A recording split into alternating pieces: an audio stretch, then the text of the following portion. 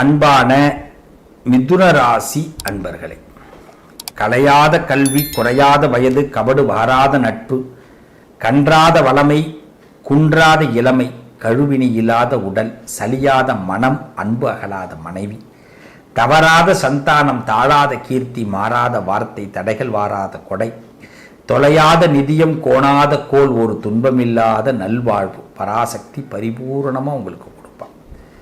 துய்யனின் பாதத்தில் அன்பு உதவி பெரிய தொண்டரோடு கூட்டு கண்டாய், அலையாழி அரிதுயிலும் ஆயனது தங்கையே, ஆதி கடவுரின் வாழ்வே, அமுதீஷர் ஒருபாகம் அகலாத சுகபாணி அருள்வாமி அபிராமி. எங்கள் மிதுனராசி அன்பர்களுக்கு அவங்க நினைச்ச எல்லா விஷயத்தையும் நீ நடத்தி கொடுக்கணுமா. உன் மனசார உன்னுடைய பாதத்தில் பிரார்த்தனைகளை வைக்கிறோம். அன்பானவர்களே, உங்களுக்கு இப்போ உள்ள நேர அடிப்படையில் தைரியங்கள் பிறக்கக்கூடிய நேரம். சில விஷயத்திற்காக நல்ல ரூட், நல்ல ஒரு வழியை பயன்படுத்தி வெற்றி பெறக்கூடிய நேரத்துக்குள்ள வந்திருக்கிறோம். ஏற்கனவே பல விஷயங்களை சந்திச்சிருக்கிறோம். பல தர்ம சங்கடமான சூழ்நிலைகளை சந்தித்தவர்கள் தான் இந்த மிதுன ராசி அன்பர்கள். தர்ம சங்கடமான சூழ்நிலைகள், அதில் அதிகமாக இந்த மிதுன ராசிக்காரர்கள் சந்திச்சது இழப்புகள். நல்ல மனுஷங்களை நிறைய இழந்துருவோம். நமக்கு யார் உதவி செய்கிறாங்களோ அவர்களை இழந்துருவோம். அது இயற்கையுடைய கொடுமை, நம்ம காரணம் இல்லை. இன்னைக்கும் மிதுன ராசிக்காரர்கள் பாவம் பார்க்கக்கூடியவர்கள், பரிதாபம் பார்க்கக்கூடியவர்கள், நல்லவர்களை பயன்படுத்தி கொள்ளக்கூடியவர்கள். இந்த உலகத்தை விட்டு சில நல்லவர்கள் உங்களிடத்திலிருந்து சென்று விட்டார்கள். உலகத்திலே போயிட்டாங்க, அதுக்கு நீங்க ஒன்றும் பொறுப்பு இல்லை. அந்த நல்லவர்கள் தான் உங்களுக்கு ஒரு வில் பவரா இருந்திருக்கிறாங்க. இப்போ நீங்க துவண்டி போயிட்டீங்களா? பயப்படாதீங்க, நீங்க துவள வேண்டாம். இன்னமும் உங்களுக்குள் நம்பிக்கை இருக்கு. இந்த அத்தியாயம் எப்படின்னா, இந்த பகுதியை நாங்கள் எடுத்திருக்கிறது என்னன்னா, பிரம்மன் ஒரு எழுத்தை எழுதிட்டான். பிரம்மன் எழுதினதை யாராலும் மாற்ற முடியுமா? முடியாது. ஆனா உண்மையான நம்பிக்கை வைத்தால் பிரம்மன் எழுதியது நமக்கு கர்ம விதி அடியில தான் எழுதியிருப்பான். கர்ம விதி அடிப்படையில தான். அப்ப கர்ம விதி அடிப்படையில் எழுதின பிரம்மனுடைய விதியை மாற்ற முடியும். அந்த கிறுக்கல்களை ஒரு ரப்பரை கொண்டு அழைக்க முடியும். நான் சொல்றேன், நம்புறேன். ஐயா, நிறைய உதாரணம் இருக்கு. மார்க்கண்டேயருக்கு 16 வயசுல மரணம் சம்பவிக்கணுங்கிறது ஜோதிட விதி. சுவாமி கேட்டுதான் கொடுத்தார். அவங்க அப்பா அம்மாவுக்கு ஒரு குழந்தை வேணும்னு கேட்கிறார் மார்க்கண்டேயரோட அப்பா. உனக்கு அழகான பிள்ளை வேணும்னா 100 வயசு இருப்பான், அறிவான பிள்ளை வேணும்னா 16 வயசுல போயிடுவான், என்கிட்ட வந்துடுவான். எந்த பிள்ளை உனக்கு வேணும்னு கேட்டான். அந்த மார்க்கண்டேயருடைய தந்தையார் சொல்றார், எனக்கு அறிவான பிள்ளை 16 வயசுலயே உன்கிட்ட வர பிள்ளையாக இருந்தாலும் பரவாயில்ல, அவனுக்கு அறிவான பிள்ளை தான் வேணுங்கிற. அப்படி பிறந்தவர் தான் மார்க்கண்டேயர். ஆனா அந்த மார்க்கண்டேயரோட உயிர் 16 வயசுல பிரியணும், விதி. யமதர்மராஜன் கண்விழிக்க, அதாவது பார்த்தீங்கன்னா பாசக்கயிறை வீசி எறிகிறான். ஆனா மார்க்கண்டேயர் நம்பிக்கையோடு பகவான சரணாகதி அடைகிறார். கை ஆலிங்கனம் பண்ணிக்கிறார், கட்டி பிடிச்சுக்கிறார். எதுக்காக? உயிர் போதேன்னு இல்லை, உயிர் போற நிலையிலும் நீதான் எனக்கு வேணும்னு. நல்லா கவனிக்கணும். உயிர் மீது ஆசை வைத்து மார்க்கண்டேயர் இறைவனை கட்டி ஆற தழுவவில்லை. பயத்துல இல்லை, அன்புல கட்டிக்கிறான் மனுஷன். உன்னை விட்டு எனக்கு போக முடியல. அந்த பாசக்கயிறு சுவாமியின் மேல பட்டு சுவாமியும் சேர்த்து இருக்கிறார். இது மார்க்கண்டேயரோட வரலாற்றில் வரும். புராணம் படிக்கும்போது பாருங்க. எதுக்கு இப்போ நான் இந்த இடத்த சொல்றேன்னா, மிதுன ராசிக்கு சொல்றேன் அப்படின்னா, அந்த விதியை எப்படி இறைவன் மாத்தினாரோ அதுக்கு பிறகு சிரஞ்சீவியா, என்றுமே சிரஞ்சீவியா மார்க்கண்டேய நீ இருக்கணும் அப்படின்னு அருள் புரிகிறார் பகவான். இப்படி ஒரு சம்பவம் நடந்திருக்கு அப்படின்னா நம்மளோட விதியும் மாற்றப்படும். இன்னைக்கு எத்தனையோ இழப்புகளை சந்திச்சிருக்கிறோம். மிதுன ராசிக்காரர்கள் வெறுப்பானவர்களாக பல பேருக்கு தெரிகிறாங்க. உண்மையிலே ரொம்ப நல்ல உள்ளமும் கொண்டவர்கள் மிதுன ராசிக்காரர்கள். ஆனால் பல பேர் மிதுன ராசிக்காரர்களை வெறுப்பானவர்களாக பார்க்குறாங்க. காரணம் என்ன? பொய்யா சம்பாதிக்கிறவங்களை கண்டா மிதுன ராசிக்கு பிடிக்காது. நியாயமாக சம்பாதிங்கன்னு மிதுன ராசியே சொல்லும். அதான் மிதுன ராசிக்காரர்கள். ஏன்டா கொள்ளை அடிக்கிறீங்க, நியாயமாக சம்பாதிங்கள. உடனே சில பேர் மிதுன ராசியை பற்றி கேட்பேன், நீ கொள்ளை அடிக்கலையான்னு கேட்பாங்க. அவர் சொல்லுவார், அவருக்கு நியாயமாக அவர் ஒர்க்கை பண்ணுறார், சர்வீஸ் மைண்டில் நிறையா பண்ணுறார், பகவான் நிறையா கொடுக்குறான். அதுதான் மிதுன ராசி. மிதுன ராசியை பொறுத்த வரைக்கும் சர்வீஸ் மைண்ட். நம்ம என்ன தொழில் பண்ணாலும் அதை சேவையாக அதிகமாக செய்யக்கூடியவர்கள் மிதுன ராசிக்காரர்கள். அதனால் பகவான் நிறைய நல் விஷயத்தை கொடுப்பான். ஆனால் இந்த நல்லது நடக்கிறத பார்த்து பல பேர் வைத்தறிச்சல் தான், ஒரே பேர்னிங் தான், பொறாமை. எந்த இடத்துல சார் இல்லை பொறாமை? எந்த இடத்துல இல்லை? மிதுன ராசி மட்டும் என்ன விதிவிலக்கா? அப்போ அந்த மிதுன ராசியை மட்டும் நிறைய பேர் பொறாமை, பொச்சரிப்புகள், கண் திருஷ்டி. அதனால தான் நான் என்றைக்குமே சொல்லுவேன், மிதுன ராசிக்காரர்கள் பைக்கில் ரொம்ப ஸ்லோவாக போங்க ப்ளீஸ். என் சகோதரராக சொல்கிறேன், சகோதரியாக சொல்கிறேன், பைக்கில் ஸ்லோவாக போங்க, ஃபாஸ்ட்டே வேண்டாம். உங்களுக்கு பைக்கில்னு சொல்கிறத விட லைஃப்லேயும் ஸ்லோவாக போங்க, பொறுமையாக நம்ம வெற்றி பெற்றுருவோம். இந்த முயல் ஆமை கதை தெரியும், எல்லாருக்கும் தெரியுமில்ல? முயல் ஆமை, அதுக்கு ரெண்டையும் சேர்த்து பாருங்கள், முயல் ஆமை. அந்த முயலாமை நமக்கு வேண்டாம், முன்னுக்கு வரக்கூடிய ஆமையாக நாம் இருக்கணும். ரெண்டு ஓட்டம் நடக்குது, முயலும் ஆமையும் போகிறது தான் கதையில் பழைய காலம். அது ரெண்டுமே முன்னோக்கி தான் போகுது, என்னைக்குமே ஆமை பின்னோக்கி வரல. ஆமையாகவே மிதுனம் இருக்கட்டும், முன்னோக்கி செல். முயன்று வருகிறது ஆமை. ஆமை பார்த்துருக்கீங்களா? அது மண்டை ஓடு மாதிரி ஒரு சேஃப்டியாக அதை சேஃப்டி பண்ணிட்டு வரும். முயல் எங்கேயாவது போனதுன்னா கிழிச்சிக்கும், ஒரு கம்பியில் மாட்டினா கூட கிழிச்சிக்கும். ஆனால் ஆமை அந்த கம்பிக்குள்ளேயும் அழகாக போய் வெளியில் வந்துடும், ஓடு. அப்போ அது மாதிரி முயன்று வரக்கூடியவர்கள் இந்த மிதுன ராசிக்காரர்கள். அப்படி இந்த மிதுன ராசிக்காரர்கள் தயவு செய்து இந்த பதிவு பார்க்கக்கூடியவர்கள் வாழ்க்கையில் வெற்றி அடையணும்னா முதல் விஷயம், மிதுன ராசிக்காரர்கள் ஸ்லோவாக மெயின்டைன் பண்ணுங்க, சக்ஸஸ் ஆகிடுவீங்க. பதட்டமே படாதீங்க. எனக்கு ஒரு நண்பர் இருந்தார், நடராஜன்னு பேர். அவர் பேரே நடராஜன். இந்த மிதுன ராசிக்கு ஒரு ஆக்ட் தான் இல்லை, அவர் என்ன ராசினா எனக்கு தெரியல. அவர் எனக்கு ஒரு வார்த்தை சொன்னார், நான் கொஞ்சம் ஃபாஸ்ட்டாக சில விஷயங்களை செய்வேன். அப்போ சொன்னார், என்னத்துக்கு ஃபாஸ்ட்டாக பண்ணுற, பொறுமையாக பண்ணுப்பா. நானும் அவரும் ஒரு இடத்துலேருந்து இன்னொரு இடத்துக்கு போகிறோம். நான் ரொம்ப வேகமாக ஒரு வேலையை முடிச்சுட்டு, ஒரு 5 வேலையை முடிச்சுட்டு அந்த இடத்துக்குள்ளே போகணும். இந்த நண்பர் பொறுமையாக வராரு. நான் 4வது இடத்துக்கு போகும்போது அவரும் அந்த 4வது இடத்துக்கு வந்துட்டார். எனக்கு புரியவே இல்லை. பொறுமையாக வந்தார், நான் வேகமாக போனேன். 5வது இடத்துக்கு 2 பேரும் ஈவனாக போய் நிற்கிறோம். இப்போ இதில் என்ன தப்பு நடந்தது அப்படின்னு பார்த்தா, இவருக்கு இந்த பொறுமையாக வரும்பொழுது அந்த டிராஃபிக்கை எப்படி மெயின்டைன் பண்ணி வெளியில் வரணும்னு அவருக்கு தெரியுது. நான் அவசரமாக போய் என்ன பண்ணுறேன், நல்லா கவனிக்கிறீங்களா? இப்போ இந்த 2 வீலர் 4 வீலர்லாம் பார்த்தீங்கன்னா, இப்போ 4 வேல போயிட்டுருக்குறோம் அப்படின்னு பார்த்தீங்கன்னா, டக்குன்னு போய் யூடர்ன் போட்டு திரும்பணும். இந்த ரைட் சைடில் ஏறி சில பேர் போயிட்டுருப்பாங்க, லாங் டிரைவ் போகிறவங்க. ஆனால் நுணுக்கமாக போகிறவங்க சென்ட்ரலில் தான் போவாங்க.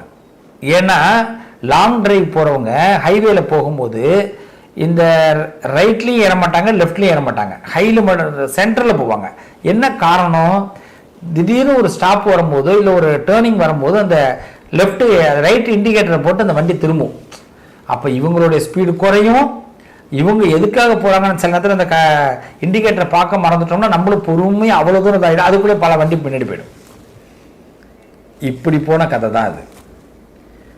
இந்த விஷயத்தை அழகாக பதிவு பண்ணிக்கங்க மிதுன ராசிக்காரர்களே. என்னங்க ராசி பலன் சொல்ல சொன்னால் என்னமோ ரோடு, இண்டிகேட்டரு, யூட்டர்னுங்கிறீங்க. இல்லைங்க, இது வாழ்க்கை பலன்.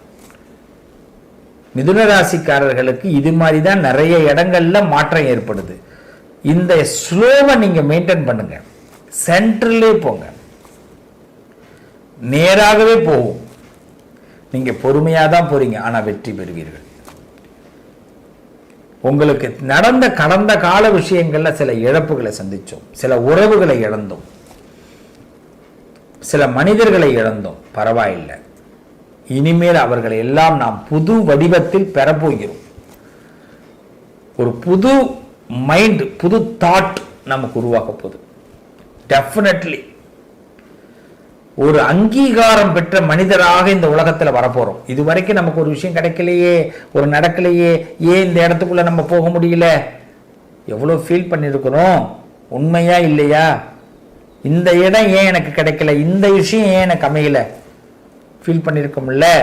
அந்த ஃபீலிங்ஸ் எல்லாம் இப்போதைக்கு ஒரு முடிவுக்கு வருது. பகவான் உங்களுடைய கருத்துக்களை எல்லாம் கேட்டு உங்க அப்ளிகேஷனை எடுத்துக்கிட்டு உங்களுக்கு சக்சஸ் பண்றதுக்கு வரார். இதான் டைம்.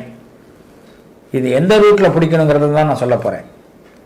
பொதுவாக இந்த மிதுன ராசிக்காரர்கள் என்ன விஷயத்தை செய்யலாம்? வாத்தியாரா நிறைய பேர் இருப்பாங்க. டீச்சிங் லைன், ஏதாவது ஒரு டீச்சிங் லைனை உங்களால் பண்ண முடியும். கலை சம்பந்தப்பட்ட தொழிலில் கூட நீங்கள் இருக்கலாம். பாடகராக, பாட்டை சொல்லி கொடுக்குறவங்களா, டான்ஸை சொல்லி கொடுக்குறவங்க, வாத்தியார் தான் அதிகபட்சம். அதே மாதிரி பார்த்தீங்கன்னா இன்ஜினியர், தகவல் தொழில்நுட்பம், இன்ஃபர்மேஷன் டெக்னாலஜியில் இருக்கிற பிள்ளைங்க எல்லாம் நிறைய பேர் மிதுன ராசியில தான் இருப்பாங்க. ஆராய்ச்சி, ஏன்னா ரொம்ப பொறுமைசாலிங்க. ஐடி பீப்புள்னு சொல்லிட்டு ஒரு இது வச்சிருக்கிறாங்க. ஐடி பீப்புள் மாதிரி பொறுமையானவர்கள் யாருமே கிடையாது. ஐடியில் ஒர்க் பண்ணக்கூடிய இன்ஜினியர், அதாவது பார்த்தீங்கன்னா இன்ஃபர்மேஷன் டெக்னாலஜி, தகவல் தொழில்நுட்பத்தில் வேலை செய்யக்கூடிய அன்பு சகோதரர்களை போல பொறுமையாசாலிகள் யாருமே கிடையாது. அவங்கெல்லாம் துக்கம்ங்கிற போர்வையை எடுத்து போத்திக்கிட்டே வேலை பார்க்குறான். போர்வையே துக்கம்னு தெரியுது, அது சந்தோஷம் இல்லைன்னு தெரியுது, இருந்தாலும் அதை எடுத்து போத்திக்கிட்டு வேலை பார்க்குறான். இதான் மிதுனம். நம்மளை பல பேர் சித்தரிக்கிறாங்க, கேளிக்கையா பேசுறாங்க, என்டர்டைன்மெண்ட்டா பேசிக்கிறாங்க சில பேர்லாம். ஆணாக இருக்கட்டும் பெண்ணாக இருக்கட்டும், மிதுன ராசியில பிறந்தவங்களை வச்சு என்டர்டைன்மெண்ட்டே நடக்குது. இருந்துட்டு போதும் போங்க, ஒரு 10 பேர் சந்தோஷமா பேசிட்டு போட்டோம், வேற என்ன பண்ண முடியும்? நான் சில பேருக்கு சொல்லுவேன், என்ன நிறைய பேர் சில இடத்துல திட்டுவாங்க, கமெண்ட்ல தானேப்பா சொல்ற, ஸ்கிரீன்ல வர்றது ரொம்ப கஷ்டம்ப்பா அப்படின்னுவேன். ஸ்கிரீன்ல உண்மையிலே பேசுறது பெரிய சிரமங்க. கமெண்ட்ல யார் வேணாலும் பேசலாம்.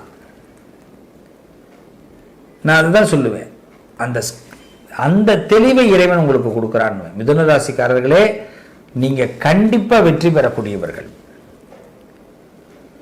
ஆளுமை திறன், கணக்கர்கள், எழுத்துப்பூர்வமான கணக்காளர்களாக வருவார்கள் மிதுன ராசிக்காரர்கள். அட்வொகேட், ஜட்ஜி, நீதி அரசர்கள், இவங்க மிதுன ராசியில வருவாங்க. அப்ப இது மாதிரி துறையை நீங்கள் தேர்ந்தெடுங்க. சார், நான் அன்னாட ஏதோ சிமெண்ட் ஒர்க் பார்த்துக்கிட்டு இருக்கிறேன், நீங்க போய் ஜட்ஜி, வக்கீல், இன்ஃபர்மேஷன் டெக்னாலஜிங்கிறீங்க அப்படின்னு நீங்க கேட்கலாம். அன்பு சகோதரர்களே, நீங்க இருக்கிற இடத்துல நீங்க ஜட்ஜ், வாதிடக்கூடியவர், ஒரு விஷயத்துக்காக போராடக்கூடியவர், பொறுத்து காத்து வெற்றி பெறக்கூடியவர்கள். வார்த்தையை நல்லா கவனிங்க, பொறுத்து காத்து வெற்றி பெறக்கூடியவர்கள். சும்மா கிடையாதுங்க. மிதுன ராசிக்காரர்கள் எந்த தொழிலை செய்தாலும் முழு ஞானத்தை உள்வாங்கி செய்யக்கூடியவர்கள். முழு ஞானத்தை, அதுக்கு தான் கொஞ்சம் பொறுமை ஆகுங்கிறேன், டிலே ஆகும் டைமு. இந்த நேரத்தில் யாராவது அக்கம் பக்கத்தில் உள்ளவங்க நம்மளை நீங்கள் ஏன் இவ்வளோ ஸ்லோவாக பண்ணுறீங்க, ஏன் இப்படி பண்ணுறீங்கலாம் கேட்டாலும் காதை கொடுத்து கேட்காதீங்க. அதே மாதிரி பார்த்தீங்கன்னா ஒரு சிலர் மிதுன ராசிக்காரர்களை என்னங்க நீங்கள் எதுவுமே உங்களுக்கு என்ன காதிலே உழுவாதான்னு கேட்பாங்க. காதில் உழுவாத மாதிரியே இருங்க. நான் பல பதிவுகளிலே இதை சொல்லியிருக்கிறேன். பல நேரங்களில் காதை பொத்தி கொண்டு இருப்பதே நல்லது மிதுனத்துக்கு. ஏன்னா மற்றவங்க பேசுறதெல்லாம் நமக்கு எதிராக தான் பேசுவாங்க, நம்மளை அங்கீகாரமே பண்ண மாட்டாங்க.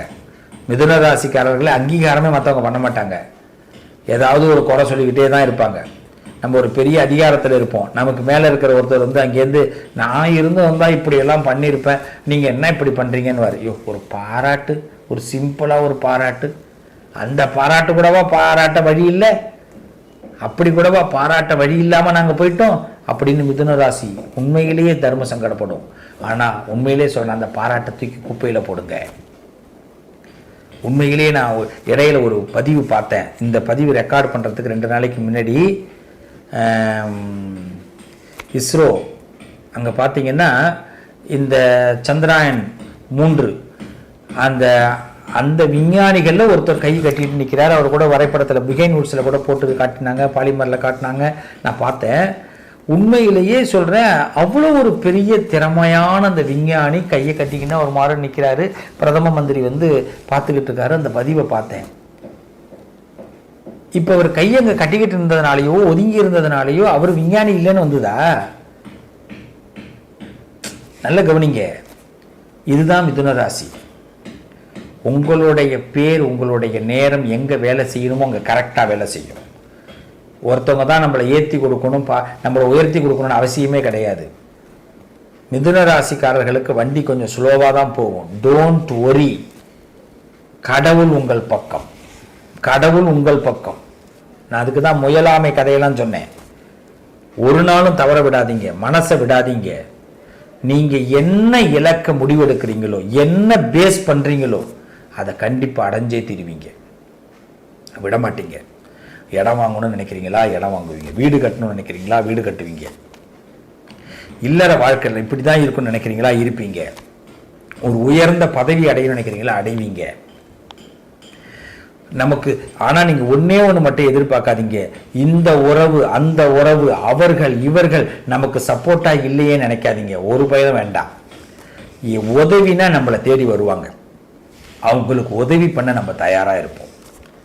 உதவி என்றால் தேடி வருவார்கள், அவர்களுக்கு உதவி செய்ய நாம் தயாராக இருப்போம்.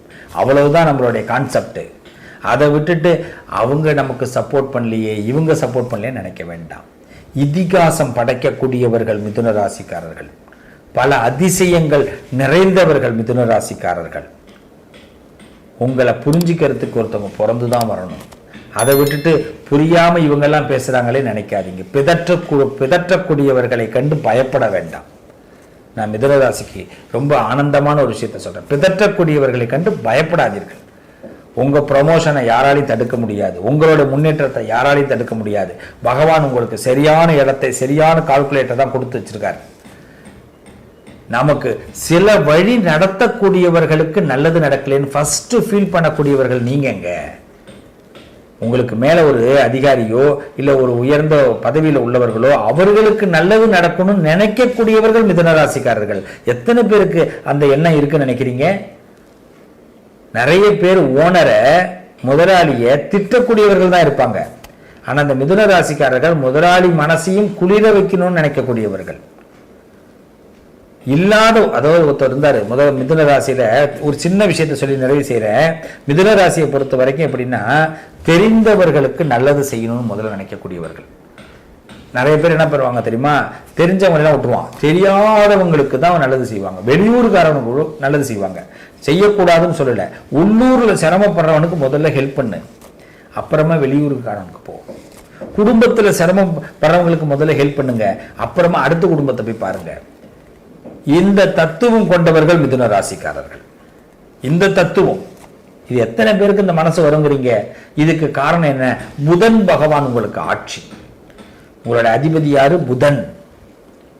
மெர்க்குரி தத்துவ ஞானத்தை கொடுப்பான், ஆராய்ச்சியை கொடுப்பான். யாருக்கு என்ன கொடுக்கணும், யாருக்கிட்ட என்ன செய்யணும், ஏன்னா யாருக்கிட்டையும் கையேந்த கூடாது. ஆனா அவங்க கொடுக்கறது எதுவாக இருந்தாலும் அக்செப்ட் பண்ணிப்போம் அப்படின்னு நினைக்கக்கூடியவர்கள் மிதுன ராசிக்காரர்கள். உண்டா இல்லையா? யோசிச்சு பாருங்க. அவர்கள் என்ன கொடுத்தாலும் நான் எடுத்துக்கிறேன், அவமானத்தை கொடுத்தாலும் ஏற்றுக்கொள்வேன். அந்த அவமானத்தில் அதிசயத்தை கண்டுபிடித்து வெற்றி பெறுவேன். இது மிதுன ராசியோட சூட்சமம். யார் ஒருத்தர் என்ன முடியாது, கிடைக்காது, வராது, போகாதுன்னு சொன்னாலும் அவனுக்கு முன்னாடி அவனே எனக்கு பரிசு கொடுக்கிற அளவுக்கு வளர்ந்து வருவேன். இதான் மிதுன ராசி. கலை தாகம் கொண்டவர்கள் இந்த மிதுன ராசிக்காரர்கள். ஒருபொழுதும் தூங்கி விழிப்பவர்கள் இல்லை, தூங்கணும்னா நல்ல ரெஸ்ட் எடுத்து தூங்கணும்னு ஆசைப்படக்கூடியவர்கள். தூங்கிக்கிட்டே இருக்கிறவங்க கிடையாது. உடம்பு சோர்வுக்கு கொஞ்சம் ரெஸ்ட் எனக்கு அவசியம், ஜஸ்ட் ஒரு அரை மணி நேரமாவது ரெஸ்ட் அவசியம் அப்படின்னு உடலையும் பேணி பாதுகாக்கக்கூடியவர்கள், மருத்துவத்திற்கு தன்னை சரியாக பயன்படுத்தி கொள்ளக்கூடியவர்கள். இதான் மிதுன ராசி. உடல்நலத்தில் ரொம்ப கவனமாக இருங்க. அதை நீங்கள் சரியாக தான் பயன்படுத்துறீங்க, ஒரு குறையும் வராது. இப்படிப்பட்ட மிதுன ராசிக்கு சில வெற்றிகளை, இழந்த வெற்றிகளை மீண்டும் கிடைப்பதற்கு, சில விஷயங்கள் நமக்கு சகாயமாக வருவதற்கு, நமக்கு பதவிகள் யோகங்கள் கிடைப்பதற்கு இறைவனை அதிகமாக பிரார்த்தனை பண்ணுங்க. ஆனால் பகிங்கரமாக அவங்களுக்கு தெரிகிற மாதிரி இவங்களுக்கு தெரிகிற மாதிரி பெரிய அளவில் பிரார்த்தனைகள்லாம் தேவையே இல்லை. சில பேர் பிரார்த்தனைங்கிற பேரில் வெளிப்படையான பிரார்த்தனை பண்ணுவாங்க, அதெல்லாம் வேண்டாம். மனசார பிரார்த்தனை பண்ணால் போதும், கண்டிப்பாக உங்களுக்கு பகவான் சக்ஸஸ் பண்ணுவார். இதுதான் மிதுன ராசியோட சூட்சமும். இந்த மிதுன ராசிக்காரர்கள் பெருமாளையும் சிவனையும் அதிகமாக வழிபாடு பண்ணுங்க. பெருமாளையும் சிவனையும், குரு தட்சிணாமூர்த்தி வழிபாடு மிதுன ராசி அதிகமாக பண்ணுங்க. ஏன்னா நீங்கள்லாம் குருவுக்கு சம்பந்தப்பட்டவர்கள். குரு இல்லைன்னா வாழ்க்கையில் வெற்றியே கிடைக்காது. உண்டா இல்லையா? யோசிச்சு பாருங்க. ஒரு குரு இல்லைன்னா வாழ்க்கையில் வெற்றி கிடைக்குமா? கிடைக்காது. அந்த குருவுக்கு சம்பந்தப்பட்டவர்கள் இந்த மிதுன ராசிக்காரர்கள். அதனால நல்ல ஒரு குருவை தேர்ந்தெடுங்க, அவருக்கு பின்னாடி நீங்க இருங்க. குரு தட்சிணாமூர்த்தியை தொடர்ந்து வழிபாடு பண்ணுங்க. உண்மையிலே உங்க ஆசையெல்லாம் நிறைவேறும். உங்க சுவாமி ரூம்ல ஒரு விளக்கேற்றி வச்சுட்டு சுவாமி கிட்ட போய் இந்த மார்க்கண்டையர் எப்படி கட்டி பிடிச்சி சுவாமியை பிரார்த்தனை பண்ணாரோ அதே மாதிரி நீங்க ஆலிங்கனம் பண்ணீங்க. பகவானே, உன்னையன்றி வேறு ஒன்றும் அறியேன், எனக்கு உன்னையன்றி வேறு ஒன்றும் அறியேன். நான் உறவுகள்கிட்ட சொன்னா கூட அந்த உறவு காது கொடுத்து கேட்காது. நான் உங்ககிட்ட சொல்றேன், எனக்கு இந்த பதவி வேணும். நான் உங்ககிட்ட சொல்றேன், எனக்கு இந்த இடம் வேணும். நான் உங்ககிட்ட சொல்றேன், எனக்கு இந்த நிலம் வேணும். நான் உங்ககிட்ட சொல்றேன், எனக்கு இந்த உறவு வேண்டும்.